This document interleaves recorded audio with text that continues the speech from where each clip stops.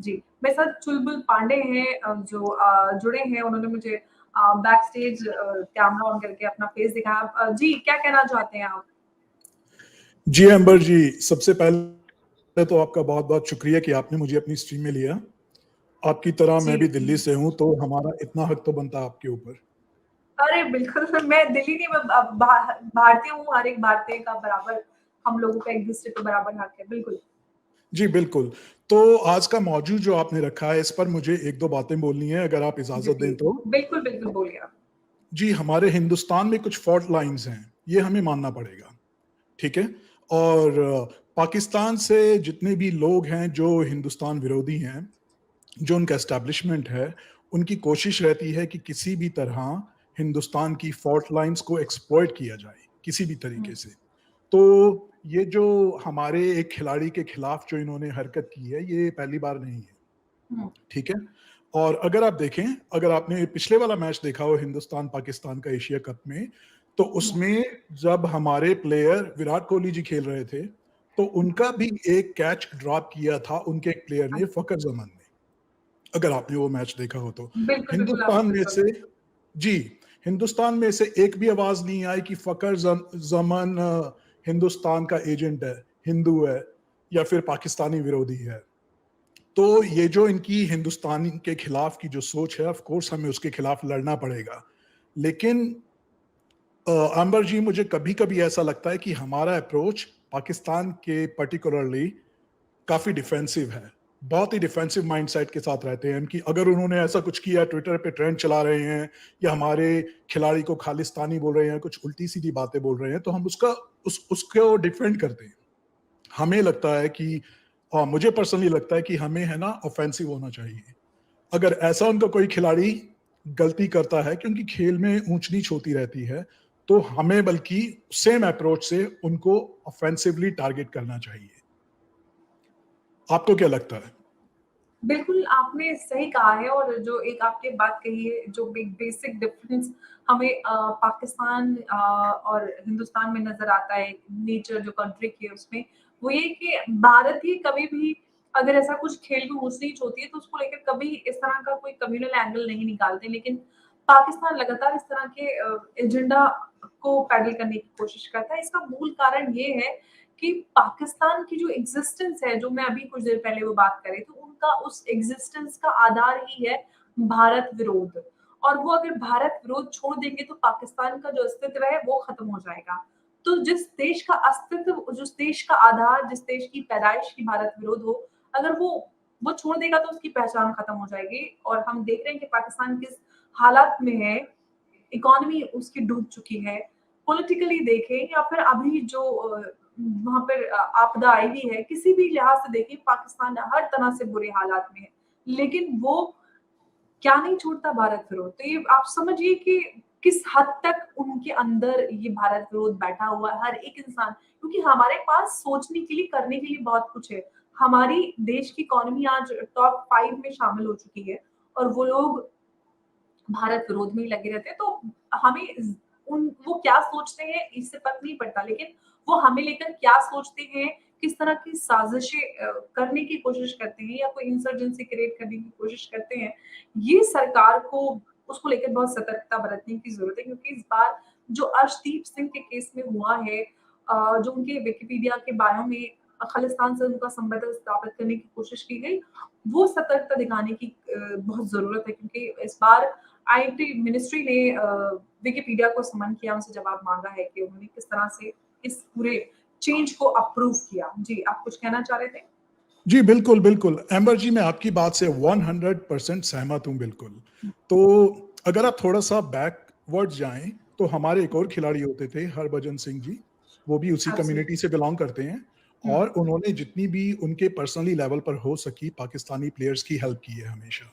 उनकी fund raising में help की, वगैरह, वगैरह, वगैरह।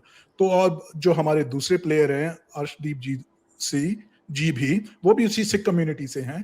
तो मेरा पॉइंट ये है कि ये पाकिस्तानी लोग 100% तो मैं नहीं कह सकता, लेकिन ये लोग इतने एहसान फरामोश हैं कि हरभजन सिंह ने जो इनके लिए जो अच्छा किया था, कम से कम वही सोच के ऐसी आपकी हरकत बात ना फिर करते। रही है, पता है चुलबुल जी, मैं आपको एक बात याद दिलाती हूँ। अभी एक इंटरव्यू वायरल आपको याद होगा जिसमें हरभजन सिंह और Shoaib Akhtar, I think yes Shoaib Akhtar दोनों थे, जिसमें वो लोग किसी स्टेज पर बैठकर दोनों बात कर रहे थे भारत और पाकिस्तान को लेकर, और जिसमें हरभजन सिंह कह रहे थे कि हम लोग तो सब एक ही हैं, हम एक दूसरे की मदद करते हैं, बट शोएब अख्तर ने साफ तरीके से कहा था कि भाई हम लोग एक नहीं। उनका एजेंडा, उनकी जो आइडियोलॉजी है वो एकदम क्लियर है कि भाई हम लोग जो टू नेशन थ्योरी को लेकर जो उनका आइडिया है, वो हर एक इंसान, चाहे उनका खिलाड़ी हो, चाहे उनका एक्टर हो, चाहे उनका पॉलिटिशियन हो, चाहे कोई उनका मुल्ला मौलाना हो, सबको क्लैरिटी है। लेकिन हमारे वाले जो होते हैं ना, उनको बहुत ज्यादा भाईचारा दिखाने की जरूर, बहुत ज्यादा पता नहीं कहाँ से जरूरत पेश आ जाती है। तो आपको जब तक हम ये नहीं समझेंगे कि भाई हमारे दुश्मन कौन है, अगर आज जो आपदा में उनको हमारी एज ह्यूमन एड अगर हम दे सकते हैं तो वो एक अलग बात है। लेकिन हम भारत पाकिस्तान से, भारत कोई रिश्ते स्थापित नहीं कर सकता किसी तरह के बायलैटरल टाइज या ट्रेड। मुझे लगता है कि ये सब तो हमें पूरी तरीके से पाकिस्तान को एलिमिनेट करने की जरूरत है। जी जी बिल्कुल, अनदर ग्रेट पॉइंट। आपने, मुझे खुशी है कि आपने उन प्लेयर का नाम लिया, शोएब अख्तर जी। उन्होंने जी कोई भी चांस ऐसा नहीं छोड़ा जिसमें वो हिंदू विरोधी या हिंदुस्तान विरोधी बातें करने से नहीं चूकते। तो अभी उन्होंने वो हिंदुस्तान आते हैं तो उन्हें काफ़ी शोहरत मिलती है, पैसा मिलता है और काफ़ी रिस्पेक्ट मिलती है।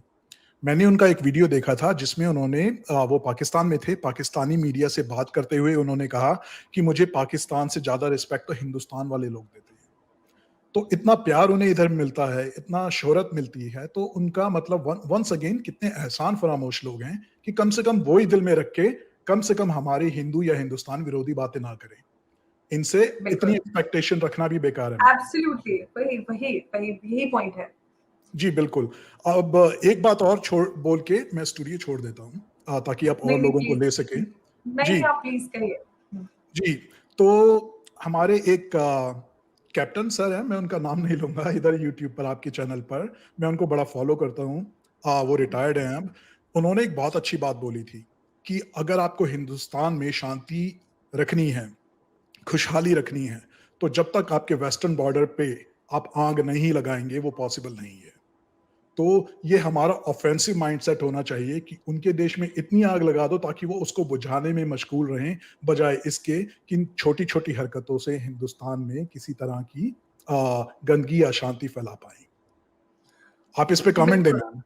नहीं, नहीं, बिल्कुल आपने सही कहा है कि क्योंकि जो पाकिस्तान का जो एक उनका नेचर है जिसकी हम बात कर रहे हैं, वो मैं जो कह रही थी मैं उसके साथ फुल्ली एग्री करती हूँ क्योंकि पाकिस्तान में कुछ भी हो, लेकिन जो इंटरनेशनली लॉबिंग में एंटी इंडिया एजेंडा पैडल करने में वो सारा पैसा अपनी आवाम पे तो खर्च करते नहीं, सारे पॉलिटिकल और जो एलीट क्लास है वहाँ की, पॉलिटिकल हो या फिर आर्मी वाले, सब पैसा लूट के ले जाते हैं और वो सारा अपनी पूरे एजेंडा में पूरा खर्च करते हैं और आवाम रह जाती है वही।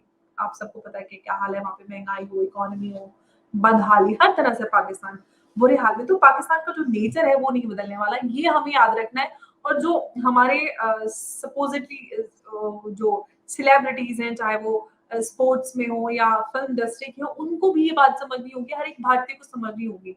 ये जिम्मेदारी चंद लोगों की नहीं है, वो पॉलिटिकल मीडिया या फिर सोशल वर्क के जो या आर्मी या किसी भी फोर्सेस के बैकग्राउंड से, उनकी जिम्मेदारी नहीं है या आम भारतीयों की नहीं है कि हम पाकिस्तान से हम आड़े हाथों ले। हर एक भारतीय की है कि जो हमारी दुश्मन कंट्री है, कोई भी जो चाहे चाइना है, पाकिस्तान है, टर्की है, जो लोग भी भारत के लिए बुरी सोच रखते हैं, उनके लिए हमें वैसा ही कड़ा रुख रखने की जरूरत है। दुश्मन दुश्मन होता है, ये बात कभी नहीं भूलनी चाहिए। तो ये बात हर एक भारतीय की जिम्मेदारी है समझना और उनको उसी तरह उसी भाषा में जवाब देना। जी, एब्सोल्युटली। हमारा दुश्मन अगर नहीं भूलता कि वो हमारे दुश्मन है, तो हम ये बात क्यों भूलें? आपने बिल्कुल अच्छी बात एब्सोल्युटली। की। एब्सोल्युटली, आपसे एग्री करता हूँ मैम। तो जाते-जाते मैं एक बात लास्ट बोल देता हूँ कि हमारे कुछ फॉल्ट लाइन्स हैं, हमें उसको एड्रेस करना चाहिए, हमें उनको समझना पड़ेगा और हमें अपने आप में इतना एका करना पड़ेगा कि जिस तरह की जो छोटी-छोटी हरकतें हैं, इसमें हमारे दुश्मन बिल्कुल नाकाम साबित हो जाएँ। Once again absolutely. जी, मुझे स्टूडियो में लेने का आपका बहुत-बहुत शुक्रिया।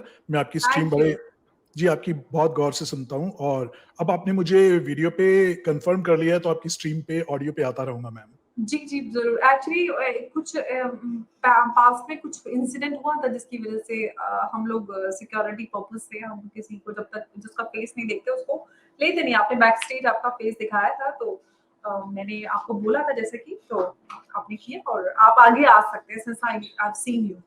जी। जी, आपका बहुत-बहुत शुक्रिया। Thank you ma'am. जी, बहुत-बहुत धन्यवाद चुलबुल जी चर्चा में जुड़ने के लिए और आपने बहुत अहम पॉइंट्स रखे हैं और जो आपने जिन फॉल्ट लाइन्स की बात की है, उसको एड्रेस करना बहुत ज़रूरी है। बहुत-बहुत धन्यवाद चुलबुल जी एक बार फिर से चर्चा में जुड़ने के लिए।